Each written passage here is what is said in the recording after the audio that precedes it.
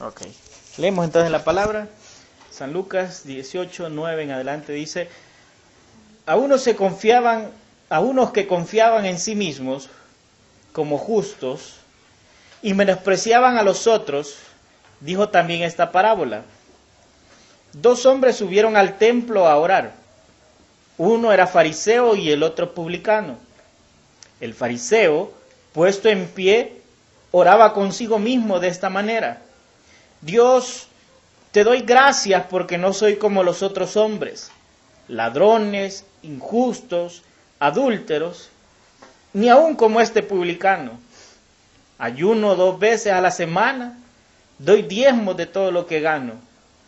Mas el publicano, estando lejos, no quería ni aun alzar los ojos al cielo, sino que se golpeaba el pecho diciendo: Dios, sé propicio a mí, pecador.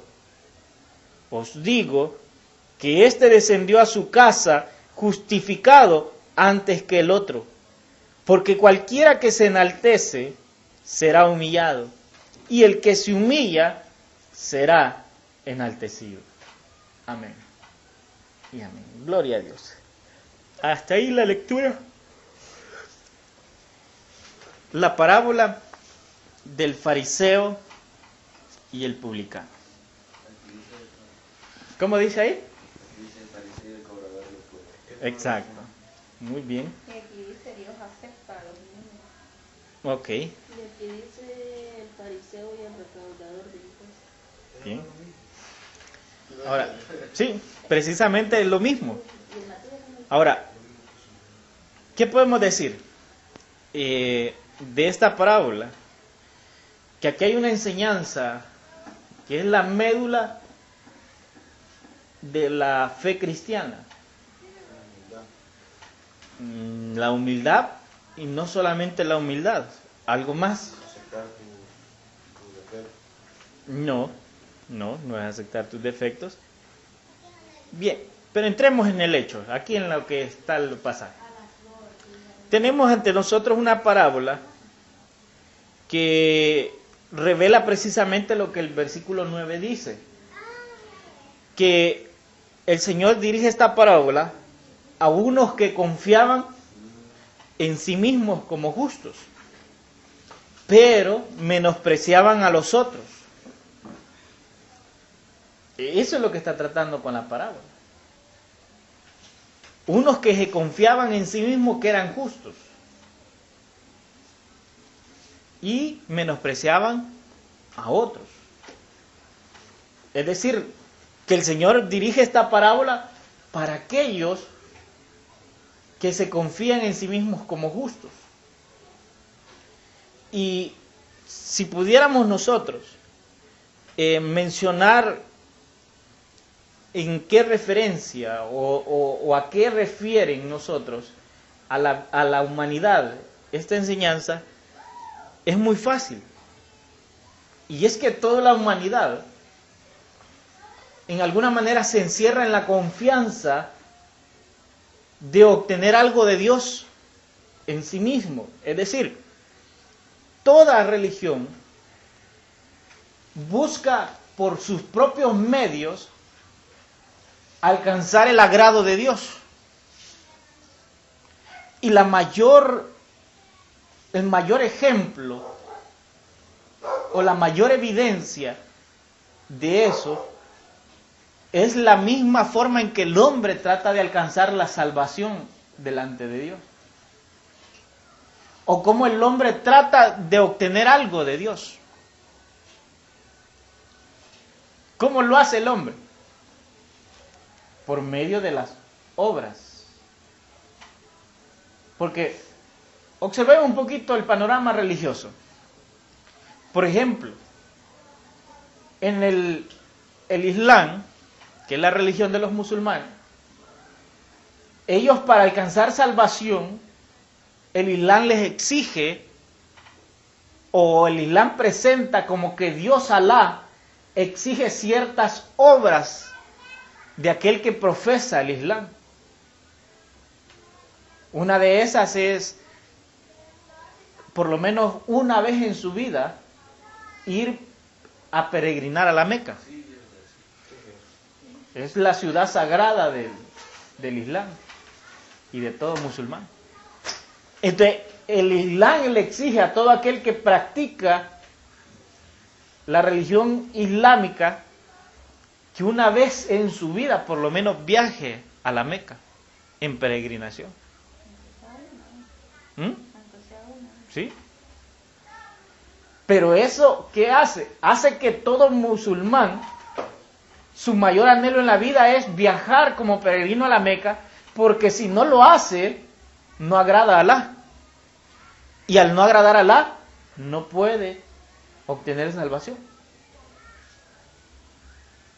Otra cosa que les exige es hacer que se conviertan los infieles al Islam, que los infieles son nada más que los que no creen en el Islam. Y exige del que practica la religión que lo haga por medios violentos o por medios pacíficos. ¿Por qué? Porque de esa manera esa persona está asegurando un lugar en el cielo junto a Alá. Ahora veamos otra religión. Por ejemplo, los tibetanos, aquellos que buscan la iluminación, ¿verdad? Y que tienen a Buda por maestro, y que la idea de ellos es que Dios es todo lo que existe, desde lo que no se ve hasta lo que se ve es Dios. Pero la religión esa exige de ellos que tengan una vida austera, porque si ellos no llevan una vida austera, no pueden alcanzar la iluminación plena y completa, ni tampoco ni alcanzando la iluminación, mucho menos alcanzar unirse a la deidad. En otras palabras, volverse casi junto igual que Dios. Y de ahí desprenden ellos que aquellos que no logran limpiar sus impurezas están condenados a renacer una y otra vez. Y dependiendo de cómo hayan vivido la vida, así renacen en cualquier cosa. Pueden renacer como un árbol, pueden renacer como otro niño, como una niña, como un negro, pueden renacer como un animal. O sea, depende. Esa no era la religión. ¿Ah? Creían en la reencarnación. Es lo mismo. Es lo mismo. La reencarnación y el renacimiento. Sí, o sea, hablando de reencarnación es eso, renacer nuevamente. Ahora, ¿pero por qué? Porque ellos no han cumplido llevando una vida austera, una vida que se conforme a las enseñanzas de Buda. Entonces, ellos están tratando de agradar a ese Dios que es todo a la vez, que es lo invisible y lo visible, por medio de su forma de vida. ¿Para qué? Para alcanzar el beneficio de estar junto a ese Dios. El equivalente a alcanzar el cielo, pues. Ahora veamos otra. El catolicismo romano, que es más conocida para nosotros. Que exactamente ellos exigen las obras de los feligreses para entrar al cielo. Aun y cuando los mismos feligreses están sabedores que es posible no tener las obras suficientes para poder ser merecedores del cielo, para poder ser merecedores del perdón de Dios y poder entrar al cielo. Y es de ahí donde desprenden las doctrinas como del purgatorio, doctrinas como la del limbo, que es eso, que personas que no han podido cumplir. Y dicen ellos que incluyen también los sacramentos, que los sacramentos no son más que el bautizo, la primera comunión, la confirma, el casamiento. Y al final, ¿verdad? Son 7, yo no me los puedo todos, pero tienen que cumplirlos. En doctrina, porque a mí una vez me llevaron ahí, mi abuela. Ahí todavía preguntan cuántas visitas a los enfermos y todo eso, hasta la Porque la idea de la salvación para ellos está fundamentada en las obras. ¿Para qué? Para poder agradar a Dios y Él poderles dar el favor de poder entrar al cielo. Y así podemos ir mencionando todas las religiones. Los mormones, que son una secta, también. Los testigos de Jehová también.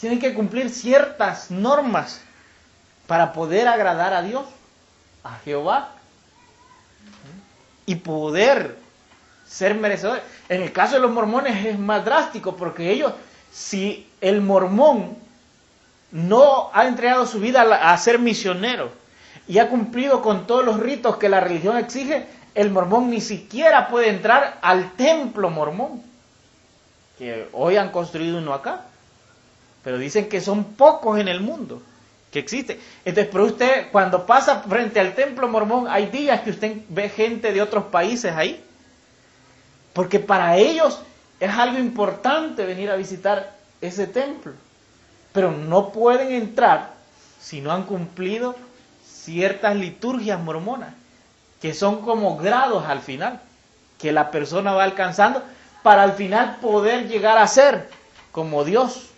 según su enseñanza, según su doctrina. Ahora, todas las religiones y sectas enseñan eso. Y eso es lo que Dios está recalcando aquí. Porque cuando el Señor dice, había un fariseo, ¿y qué era un fariseo? Un fariseo era el religioso de la época. Era un hombre que era hueso colorado para la religión. Es decir, si había alguien que no fallaba la oración, era un fariseo. Si había alguien más celoso de la religión, era fariseo. Si había alguien que daba limosna, ese era el fariseo. Si había alguien que nunca fallaba una vigilia, ese era un fariseo. Es decir, no lo vea desde la connotación que hoy nosotros le damos, un fariseo, un hipócrita. No, en aquel entonces un fariseo era el mejor religioso de la época. Por eso Pablo dice, si en cuanto a religión, dice, yo era fariseo de fariseos. O sea que era peor que un fariseo cualquiera. Yo era el mejor de entre todos los fariseos. Entonces, un fariseo, en cuanto a la Biblia, sabía mucho. No en el sentido como eran los fariseos, pero sí en las prácticas que tenían en cuanto a guardar la palabra, en cuanto a cumplir con la oración, en cuanto a cumplir con todos los elementos de la práctica de la religiosidad.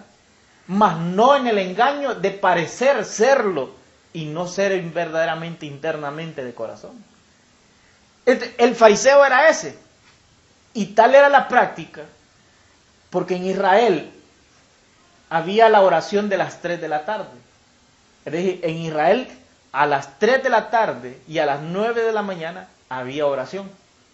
Y el fariseo no podía faltar a esas oraciones. Y si el fariseo por alguna razón no podía llegar, el fariseo le demandaban que tenía que pararse donde iba caminando y empezar a orar ahí donde estaba. Así era la disciplina farisea. Entonces un fariseo se sentía que él tenía que ser lo mejor de lo mejor en cuanto a religiosidad. Él tenía que dar el ejemplo a todo mundo, andar la palabra de Dios en la frente, andar la palabra de Dios en la mano. Él tenía que cumplir con todos los requisitos de la Biblia. No importando si le gustaba o no le gustaba, lo tenía que hacer si quería ser un fariseo. Ahora, ya no se diga un fariseo de fariseos como era Pablo. Ahora, aquí encontramos un fariseo de esos, que había llegado, no sabemos si a la oración de las 3 de la tarde o a la oración de las 9 de la mañana, pero había llegado a la oración en el templo de Dios. Entonces dice que subió, pero también subió un hombre publicano. ¿Quién era un publicano? Ahí lo acaban de leer ustedes. Un recaudador de impuestos. ¿Y qué tiene de malo que fuera un recaudador de impuestos? No, a nosotros hoy no nos parece nada malo. En aquel tiempo era un traidor de la patria, porque era el que cobraba impuestos de parte del gobierno del que había conquistado, en este caso de Roma. Entonces, que un judío estuviera trabajando como publicano, recaudador de impuestos, eso era como traicionar a su misma patria.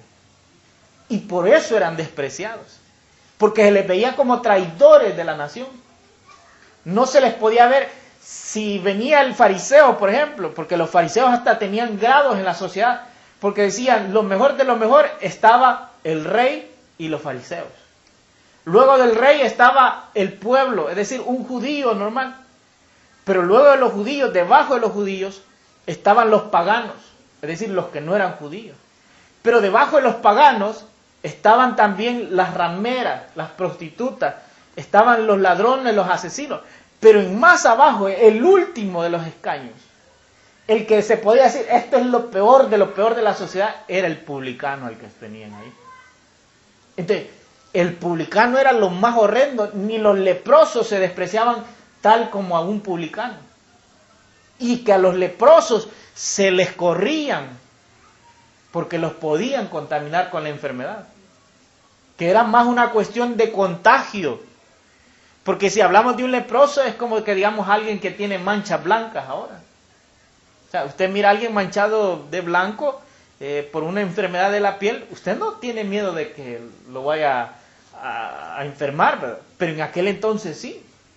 Pero aún debajo de ese hombre fariseo, ese hombre leproso, estaba el publicano. Entonces note cómo el Señor pone dos extremos, como que hoy dijéramos, hermano, ¿cuál es lo más alto de ahorita que un hombre puede hacer?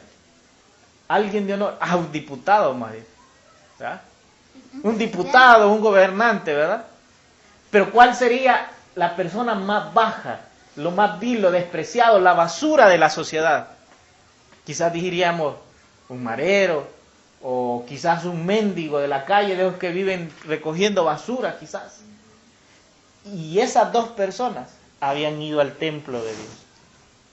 Habían subido a orar en una de las oraciones del día. Pero resulta que el Dios que escucha todas las oraciones, escuchó las oraciones de los dos. Y Él está diciendo, oigan lo que dijo este fariseo. Empieza el fariseo, puesto en pie, empieza a orar. Eso es interesante. ¿Por qué ora en pie? ¿Sabe usted por qué? Porque como se creían tan buenos, como se creían delante de Dios que eran lo mejor de lo mejor, hasta tenían muy en cuenta de que ellos no tenían ningún problema que oraran de pie. Porque si hablamos nosotros, ¿qué significa orar de rodillas? Quebrantamiento. ¿Cuándo alguien se pone de rodillas? Cuando hay respeto. Cuando suplica, cuando se le va a dar un castigo, ¿verdad? Y cuando se ora. Entonces, cuando nosotros nos arrodillamos para orar a Dios, con el arrodillar nos estamos diciendo, Señor, venimos a suplicarte. Tú eres el excelso, tú eres Dios. Yo no soy nada, por eso yo me humillo ante ti. Fíjate, hasta yo a veces en mis oraciones yo le he dicho a Dios, yo me arrodillo solamente ante ti, Señor. Ante ti yo me tiro hasta el suelo ante tu presencia. ¿Pero por qué? Porque yo soy de la idea que ante un hombre jamás me he de arrodillar. Que jamás me he de arrodillar ante nada creado, solamente ante Dios, que es el que merece la única gloria y la honra. Pero este fariseo oraba de pie. Desde ahí empieza a revelar su corazón. Y ya no digamos cuando empieza a hablar, ¿verdad? Cuando él dice, bueno, aquí la palabra dice esto, qué interesante. Oraba consigo mismo. Exacto. Como que el Señor diciendo, él oraba, pero su oración no estaba delante de Dios. Su oración por Dios no era oída. En otras palabras, él oraba solo, consigo mismo. Nadie más lo oía más que él. Dios no lo escuchaba. ¿Por qué? Porque de entrada su oración era arrogante, era llena de orgullo y de altivez.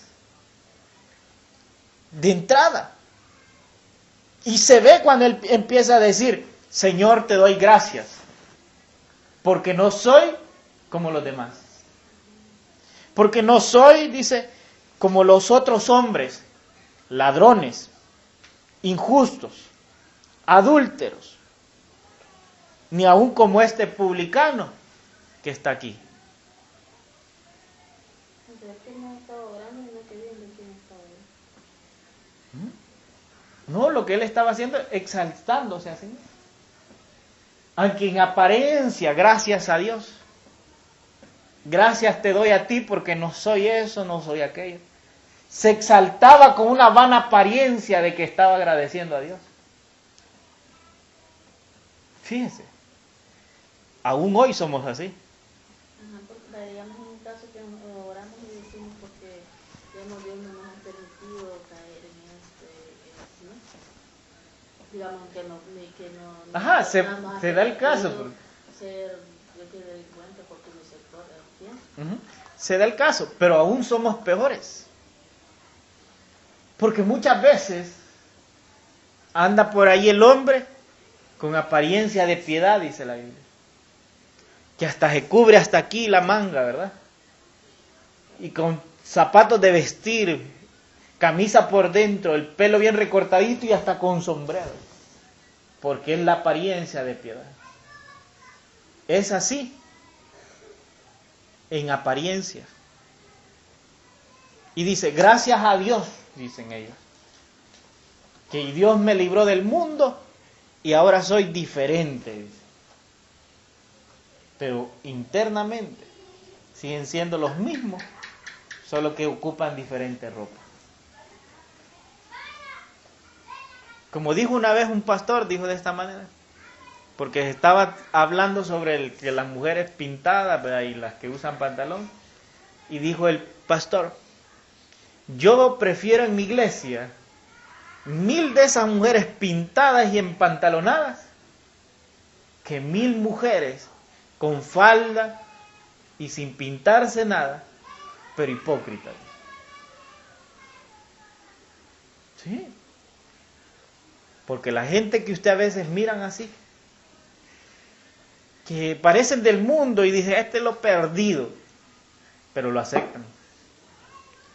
Y hay veces algunos que tienen apariencia de piedad, no lo aceptan. Que parecen cristianos, pero no lo son. Por eso aún Juan el Bautista habló fuerte contra los fariseos. Que les dijo, atajo de víbora, ¿quién os ha enseñado a huir de la ira venidera? O sea, en otras palabras les estaba diciendo, parecen siervos, pero realmente son serpientes. Entonces, eso era lo que pasaba con el publicano. Lo comparó con las serpientes por el hecho de que la serpiente se deseó a Eva al pecar. No. En parte por ser hijos de Satanás y en parte por la astucia para hacer la maldad. Y allí a eso voy yo. Que miren a este fariseo, era astuto porque aún estaba orando, pero en su oración había pecado. Era astuto porque decía, te doy gracias a Dios por todo lo que yo soy. ¿Qué más arrogancia? ¿Qué más arrogancia? Entonces, hermano, ¿no le puedo decir a Dios, gracias te doy por lo que yo soy? No, claro que sí, pero no empieces a enumerar lo que eres. No te vayas a inflar como un sapo, sino que, gracias Señor por lo que soy, bueno o malo, pero yo soy lo que soy porque tú me lo has permitido. ¿Me entiendes? Entonces, el fariseo empezó a orar consigo mismo.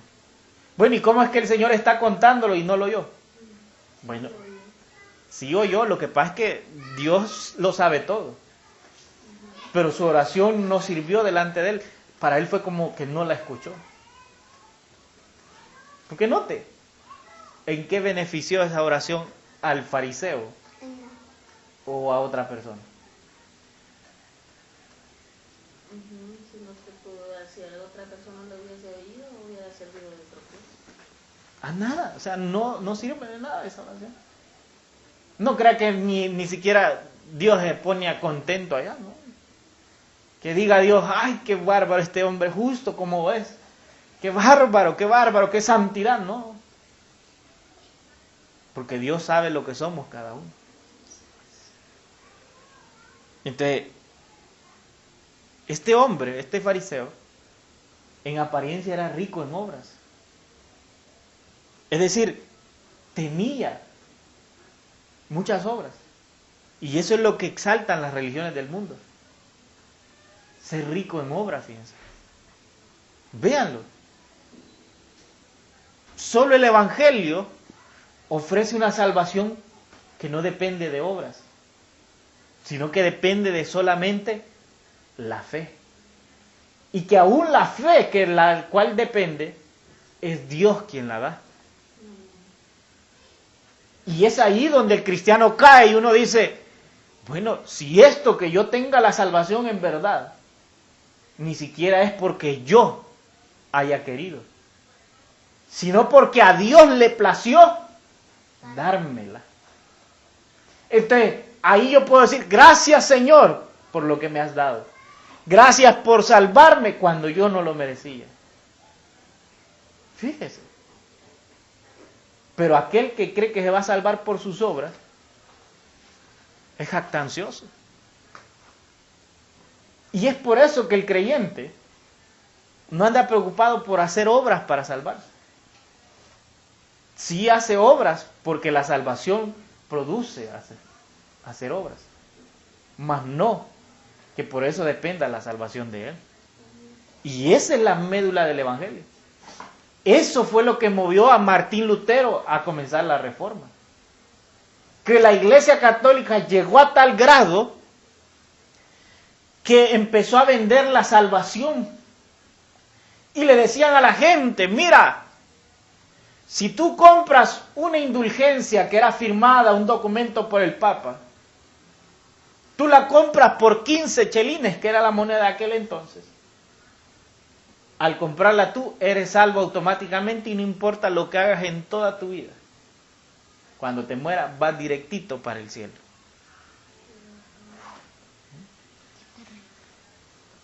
Y a los que tenían muertos le decían, mira, si tú compras una indulgencia para tu ser querido que está en el infierno, al momento en que suenen las monedas adentro de la caja, en ese mismo instante, tu ser amado está saliendo del infierno rumbo al cielo. Pero ¿cuál era la obra? El esfuerzo de la compra. Pagar por esa salvación. Entonces, cuando Martín Lutero vio eso, fue lo que rebalsó el vaso. Se indignó porque él leía en el libro de los Romanos que la salvación del justo era solamente por la fe. Porque dice ahí que el justo vivirá por la fe. Entonces fue que Martín Lutero totalmente se opuso. Porque el Evangelio no se trata de obras. Por eso el Señor le dijo a Moisés, cuando él le dijo, mira, ráyame a mí de tu libro, pero salva a este pueblo. Y él le dijo, del que yo me quiera compadecer, me compadeceré. Y del que yo quiera tener misericordia, tendré misericordia. Entonces, este publicano no entendía, este fariseo no entendía eso. Ahora veamos el publicano. Viene el publicano, resulta que dice ahí, mas el publicano, el verso 13, estando lejos, no quería ni aún alzar los ojos al cielo, sino que se golpeaba el pecho diciendo, Dios, sé propicio a mi pecador. Oiga, que el publicano ni siquiera estaba cerca, porque, bueno, para explicarle esto, el templo de Dios estaba conformado primero por un muro exterior. De ese muro exterior habían 4 entradas que daban a un primer patio, que ese era el patio conocido como el patio de los gentiles. Es decir, que hasta ahí podían entrar todo aquel que no era judío. Hasta ahí llegaba. Pero luego había otro muro que dividía ese patio, que daba paso, igual con 4 puertas, a otro patio interno, que ese era el patio del pueblo. El patio donde entraba todo judío. En ese patio, entre el muro y ese patio, hasta ahí llegaban las mujeres judías. O sea, las mujeres judías ni siquiera podían entrar al segundo patio. Pero luego del segundo patio, que era donde los judíos llegaban, encontrabas el primer lugar, que era el lugar del lavacro, que quedaba junto al altar de la expiación, que era el altar donde mataban todos los sacrificios mañana, tarde y noche. Y luego de eso, propiamente, ahí estaba ya el templo. O sea, el templo propiamente era lo que estaba internamente. Y el templo realmente comenzaba de donde estaba el altar de los sacrificios. Dentro del templo estaba el lugar santo. O sea, el templo en sí propiamente estaba dividido en 2 partes. En una parte bien amplia donde era el lugar santo, que era donde entraban a ministrar solamente los sacerdotes levitas. Ahí estaba la mesa de los panes de la proposición a un lado. A otro costado estaba el candelabro, que era el que estaba con fuego día y noche, nunca se apagaba. Y al fondo encontraba el lugar santísimo, que era donde estaba el arca, que quedaba atrás de un velo grueso, que es el velo que se rompe cuando el Señor Jesús muere. Entonces, al lugar santo solo entraba el sumo sacerdote una vez al año. De ahí nadie más entraba ahí, porque el que entraba moría.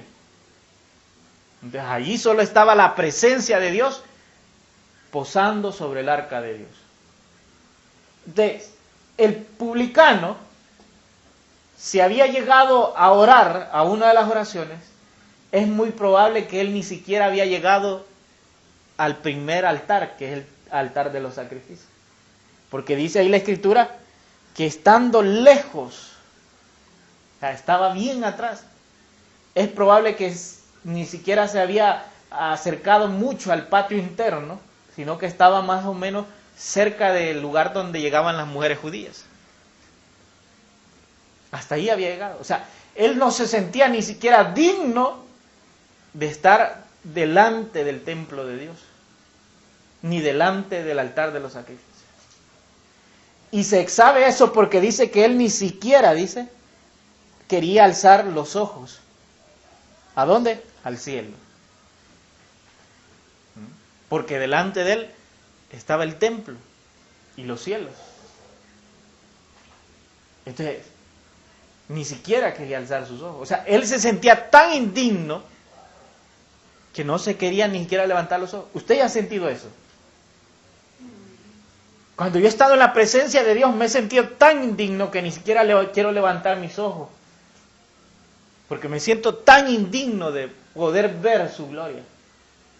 Pues así se sentía este hombre. Pero ¿cómo había logrado eso? ¿Cómo había llegado ahí? Porque había reconocido algo. Y él lo revela en sus palabras. Cuando él dice ahí, se golpeaba primero en el pecho, diciendo, Dios sé propicio a mi pecador. Yo le decía a alguien, ¿qué significa ser propicio? ¿Qué es propiciación?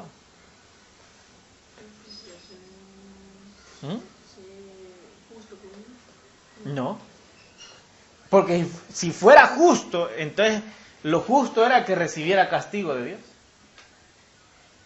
Porque el publicano se veía como uno de los más grandes pecadores, y el que era publicano sabía que era así. Y eso había hecho que muchos publicanos aprovecharan de su cargo, fíjense. Porque venían ellos, como sabían que el pueblo lo aborrecía, cobraba excesivamente los impuestos. Porque una parte la robaba para él y la otra parte la entregaba a Roma. Entonces, así ellos, como que era una cuestión de venganza. Ustedes me repudian, pues yo también los friego en esto.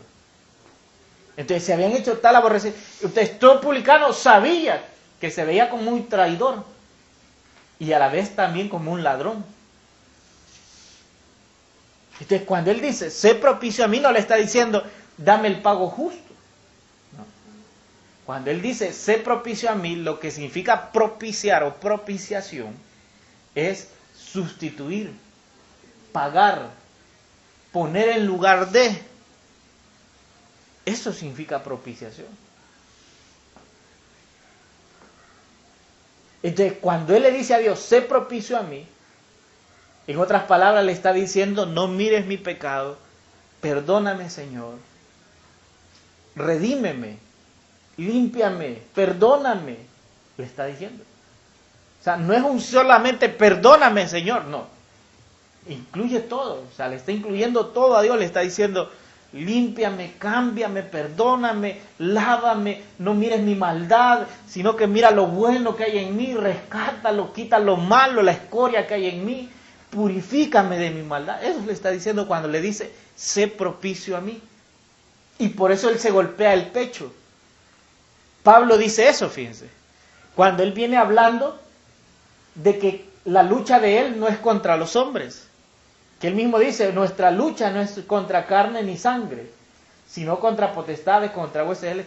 Pero luego él viene y empieza a decir que él a la verdad está luchando, dice, pero no como quien golpea al aire, dice, sino que me golpeo a mí mismo, dice en el pecho. Porque él está hablando de que él pelea contra sí mismo, contra sus pasiones. Que él está peleando contra sus deseos más bajos, contra todo lo malo que es la carne. Entonces, por eso también este hombre publicano se golpea a sí mismo como diciendo, es que lo malo está en mí, lo malo está en mí, lo malo soy yo, lo que yo soy es lo malo. Eso está diciendo. Mientras que el otro está diciendo, no, yo soy bueno, lo malo es aquello, yo soy lo mejor. Yo ayuno, yo oro, yo hago esto y lo otro. Y el otro está diciendo, no, es que yo soy una basura. No, es que yo no sirvo. Pero Señor, aunque no sirvo, no me deseches. Sino que límpiame, Señor. Cámbiame, Señor. Señor, transforma lo malo. Yo ya no quiero ser así. Eso está diciendo. Y eso es lo que está diciendo el publicano. Sí. Y que el publicano no podía dejar de ser publicano. No. Porque si él dejaba de ser publicano, perdía la protección de Roma. Y al perder la protección de Roma, era muerto por sus propios compatriotas. ¿Y si uno de los judíos mataba a un publicano cuando estaba con la protección de Roma, qué pasaba? Entonces él moría como haber matado a un ciudadano romano. Es como ahora, no sé si ustedes saben, pero hay una ley mundial que usted, si uno de nosotros asesina a un estadounidense, Estados Unidos está en la libertad de pedir a esa persona para ser juzgada ya. Y allá usted sabe que allá hay pena de muerte. Entonces una persona que ha asesinado a un estadounidense puede enfrentar la pena de muerte allá. Y estamos hablando de un país extranjero, o sea, un país que no tiene ninguna jurisdicción, pero si Estados Unidos logra la extradición, esa persona es juzgada como que fueron otros ciudadanos estadounidenses allá, con el riesgo de sufrir la pena de muerte. Extraditar es no porque sea legítimo de allá, sino que porque lo quieren enjuiciar. Entonces noten, y eso ha pasado. ¿Cuántas veces ustedes han oído de cubanos que se han ejecutado, chilenos, argentinos, hasta donde yo me acuerdo? Entonces, allí ustedes ven, o sea, lo pueden hacer. Ahora, lo mismo pasaba ahí, si sucedía el caso. Entonces, un publicano no podía dejar de ser publicano por ese miedo, por ese temor. Y el único que lo logró fue Mateo. Él era publicano, pero cuando el Señor lo llama, se da en él una transformación, que la Biblia hasta lo registra, que cuando el Señor va a posar a la casa de él, que en ese momento su nombre judío es Zaqueo, y cuando va a comer a la casa de él, viene Zaqueo, dice, saca todo y dice, voy a regresar, dice, todo lo que he defraudado. Y si a alguien le he defraudado más, se lo devolveré cuadruplicado. O sea, que también, ¿no? ¿Sí? ¿Sí? Pues le digo, un publicano no era cualquiera, porque exigía más del impuesto, una parte para él y una parte para Roma. Entonces, cuando Zaqueo hace eso, el Señor dice, hoy ha venido la salvación a esta casa. Fíjense. Entonces, resulta que este hombre, así decía, él se daba cuenta lo que era, y precisamente eso es el arrepentimiento. Esa es la médula y el meollo del Evangelio. Que las personas reconozcan que son pecadoras y que no pueden hacer nada por sí mismos y que solamente el Señor puede perdonarles por solamente su voluntad. Sin nada que uno pueda hacer, sin nada que uno pueda decir. Entonces la salvación no depende del hombre, sino que la salvación depende solamente de Dios. Y por eso la Escritura dice que Dios mira de lejos al altivo, mas al contrito, al corazón contrito y humillado, jamás despreciarás tú, oh Dios, dice el Salmo. Entonces, todo hombre, toda mujer que desea acercarse a Dios, le conviene acercarse con un corazón contrito y humillado, si quiere realmente ser recibido por Dios.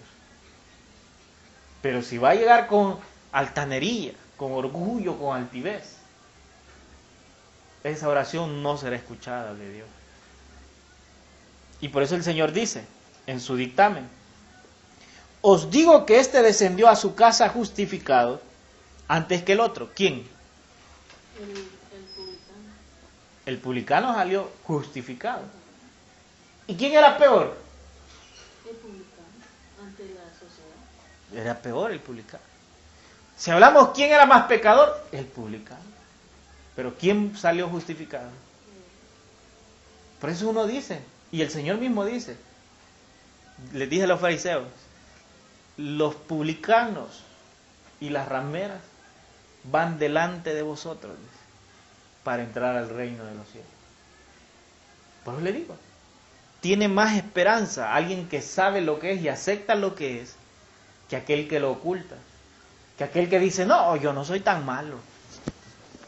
Tiene más esperanza el asesino que aquel que dice, no hombre, vayan a evangelizar a aquellos de allá, que yo aquí soy una buena persona, no molesto a nadie. Tiene más esperanza ese, porque esa persona confía en sus buenas obras para alcanzar salvación. Que aquel que sabe que si se muere hoy va para el infierno, tiene más esperanza él. Y a veces nosotros somos bien inversos, ¿va? Creemos que se puede salvar más rápido alguien que es trabajador, que es honrado, que el vago, que es el chuco, que el ladrón, asesino. Creemos que se puede salvar más. Pero es a la inversa. Es lo contrario. Es lo contrario. Por eso el Señor dijo que había venido por lo que el mundo había desechado, lo peor del mundo. Ahora, ¿qué es eso de justificar? ¿Alguien entiende qué es justificar? Porque esa es parte de la médula del Evangelio.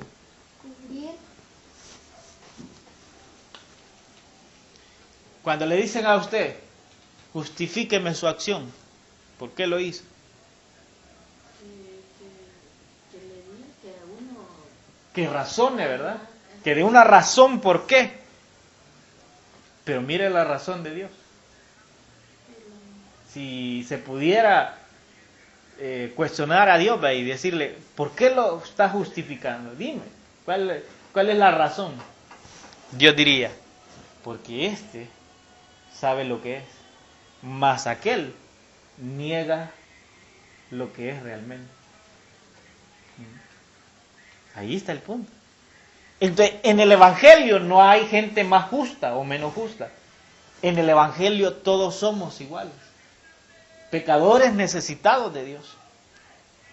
Que Dios está haciendo una obra en cada uno, cierto. Pero nadie, ni cuando se llega a morir, es más justo que otros. Porque la sola justificación de Dios depende solamente del sacrificio de Cristo en la cruz. De eso depende. Entonces, de manera que hoy, cuando un joven que acaba de asesinar a alguien se arrepiente y acepta a Jesucristo, aunque muriera en ese mismo instante por causa de lo que acaba de hacer, va al cielo. Porque el poder justificatorio de Dios, de su perdón por la sangre en Cristo nuestro Señor, es tal que le perdona y le limpia. Y en él es como que nunca lo hubiera hecho. Por eso dice la Biblia que cuando un hombre pecador se arrepiente, hay fiesta en los cielos. Porque es más grande la gloria de Dios. Y eso es bien interesante. Entonces mire cómo depende las cosas de Dios, las razones de Dios, la justificación de Dios. Hay hombres que se justifican a sí mismos. Como dice el libro de los Proverbios, que hay hombres que parecen que sus caminos son rectos en su propia opinión, mas su final son de muerte. Porque un sacerdote le va a decir, no, si yo estoy bien con Dios, le va a decir. En apariencia a los ojos de los hombres. Pero delante de Dios, ¿será que está justificado? La Biblia dice que no. Que no. Que Dios justifique tu salvación. Que Dios diga, la razón por la cual éste se salva es porque ha reconocido su pecado y ha reconocido que solamente yo tengo la salvación y que yo se la puedo dar. Solo así. Pero aquel que dice, no, yo he sido buena persona. Yo me puedo ganar el cielo, yo me merezco el cielo. Soy un pan de Dios. Ese va derechito al infierno. Eso es lo que pasó con Caín, fíjense. Nunca se han preguntado por qué Caín, su ofrenda no fue aceptada, pero la ofrenda de Abel sí fue aceptada. La razón es bien sencilla. Caín confiaba en sus obras. O sea, Caín dijo, yo le voy a dar esto a Dios, porque ha sido lo que yo he hecho y eso le va a agradar. Pero vea lo que hizo Abel. Abel dice que ofreció un cordero. Y podía decir Abel, le voy a dar un cordero porque es lo mejor que yo he hecho. ¿De él dependía que fuera el mejor cordero o que no lo fuera? Sí. ¿Usted y yo podemos decidir que un animal sea mejor que otro? No, depende del animal y de Dios. Entonces, cuando Abel decide eso, Abel está diciendo en otras palabras, le voy a dar a Dios lo mejor, pero no aquello que a mí me ha costado, aquello que yo haya alcanzado por mi esfuerzo, sino aquello que ha venido porque Dios lo dio, que era un cordero, puro y sin mancha.